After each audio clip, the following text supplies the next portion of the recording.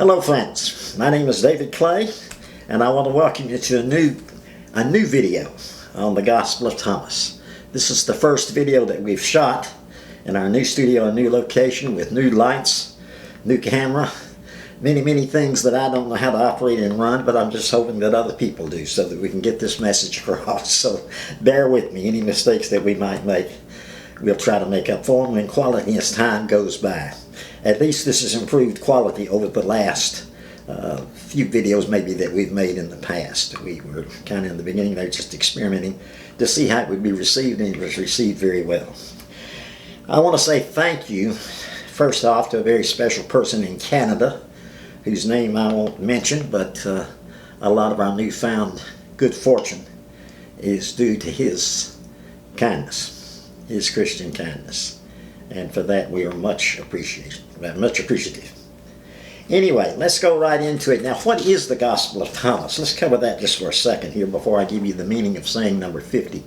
The Gospel of Thomas was not like the other Gospels. Number one, it was the earliest Gospel because it was probably written and transcribed closest to the actual time of Jesus, that he sometime probably 60 or 70 years, within 60 or 70 years after the death of Jesus. Now there's a lot of scholars, apologetic scholars, that will take exception to that, but they have an axe to grind, a denominational axe to grind, and we'll just overlook that. But most scholars that look at it in a very secular way, historical way, realize and say that it is probably the earliest gospel, closest to what they call the Q document, which is the ostensible transcribed sayings of Jesus. Anyway, the earliest people that read the Gospel of Thomas after it was first created and transcribed were people that already knew what the meanings meant. It served as a manual. It wasn't like the other Gospels in that it didn't take in the new people, the new novitiate to the religion or to the spiritual tradition. I dare not call it a religion because it was more of a spiritual tradition. Religions to me are terrible things, but spiritual traditions are very good things because they indicate growth. The religion indicates that you've got a closed system, that you have all you need and you don't need anything else. And that's just not true about spirituality because we constantly are in a state of growth. Anyway, so they knew what they meant, and each one of these sayings, especially the more enigmatic and strange ones, were served as reminders, spiritual reminders, because we all forget the principles. It's very easy in this world of space and time to find yourself forgetting the spiritual principles that you wanted to adhere to and that you wanted to follow. We have to constantly remind ourselves. And I think that's one of the most important jobs of all. That's why you need to watch these videos again and again to remind you of what each one of these particular sayings in the Gospel of Thomas meant and how the people that wrote them and the people that read them understood them. Okay, with that being said, let's go into saying number 50 of the Gospel of Thomas. If you have a copy of it, you can read along with me. Make sure I've got the right copy in front of me. Yes. Jesus said, if they say to you, where have you come from? Say to them, we have come from the light, from the place where the light came into being by itself, established and appeared in their image. If they say to you, is it you? Say, we are its children, and we are the chosen of the living Father. If they ask you, what is the evidence of your Father in you? Say to them, it is motion and rest. Now, if that's not a strange saying, I don't know what is. And that's why probably I've had so much mail over this particular saying. A lot of people wanting to know the answer to this. There are several others. Saying number 30 is another one. That's a lot of people will get to that though, probably in the next video. But a lot of people want to know the meaning of this. Now the first part of it where it says, if they say to you, where have you come from? Say to them, we have come from the light. From where the light came into being by itself, established and appeared in their image. If they say to you, is it you? Say, we are its children, and we are the chosen of the living Father. When it's speaking of the light here, it's speaking about the very first cause. You might compare this to even modern science, a certain aspect of modern science. Nikola Tesla, for instance, believed that everything ultimately came from light, meaning the light spectrum, meaning vibrations and waves and frequencies. This, I think, is a primordial substance that acted like light acts. Even as it says in Genesis, in the beginning, God said, let there be light. How the ancients knew this is something that it just blows my imagination in my mind. How did they know that light, or some aspect of light, the electromagnetic spectrum, might possibly be the great first cause or the first issuance of all matter? I don't know. But they did. Somehow they did. Like many other parts and aspects of spirituality, particularly things you find in the Bible, which we'll be going into, and I won't point them out here, but we'll go into them later on.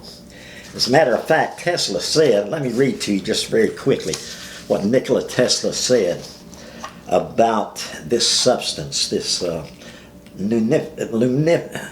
luminous ether, he called it, or part of the Akasha, as it's called in Hinduism. He said, long ago, and this quotation, long ago I recognized that all perceptible matter comes from a primary substance, attenuous beyond conception and filling all space, the Akasha, or luminescence ether, which is acted upon by the life-giving prana, or creative force, calling into existence in never-ending cycles all things and all phenomena. The primary substance, thrown into infinitesimal swirls of prodigious velocity, becomes gross matter. The force subsiding, the motion ceases, and matter disappears, reverting to the primary substance, which was energy. He had that's the modern view, but the ancients somehow knew one and the same thing. But beyond that, what's the last part of that? And that's the part that confuses most people's last part. They're kind of familiar with the first part because it goes along with Genesis.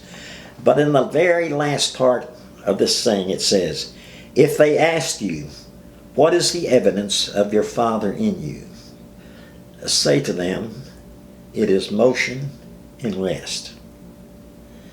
Now what we have here is not a direct statement, but an implication. What relationship do motion and rest have to each other? They are polarized opposites.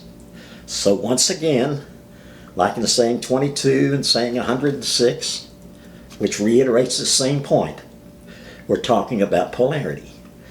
In other words, if you have the evidence of the Father in you, then you've overcome that. It is motion and rest merged into one thing. One thing, which is perfection. It's neither motion, nor rest, nor any degree in between. It's a concept hard for we humans to fully understand. But you've got to remember that in the spiritual world, what differentiates the spiritual world from the physical world is that the spiritual world is in a state of absolute perfection. There is no polarity. Polarity came into being when Adam and Eve, in the Garden of Eden, through the allegory, the allegorical story, ate the forbidden fruit of the tree of the knowledge of what? That's right, good and evil. Good and evil.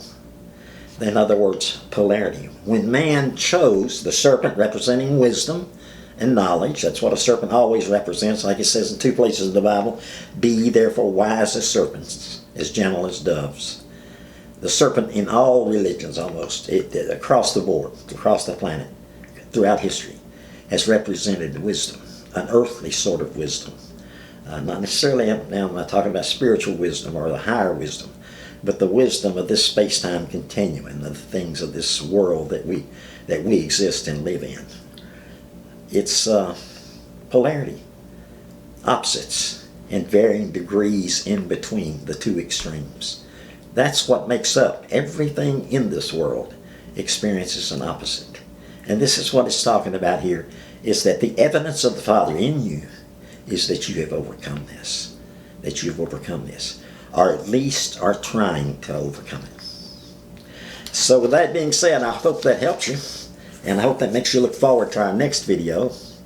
Again, I want to encourage any of you that would like to contribute to our effort. We don't care if it's $1 a month, $5 a month, or $100 a month. Just whatever you feel like you can. If you feel like this has helped you in some way, then also turn around and help us in return. We think that would be a great compliment to what we do. So until then, you can go to Patreon to do that. Patreon.com/Secrets of Thomas. So until the next video, I'm David Clay. Saying have a wonderful week.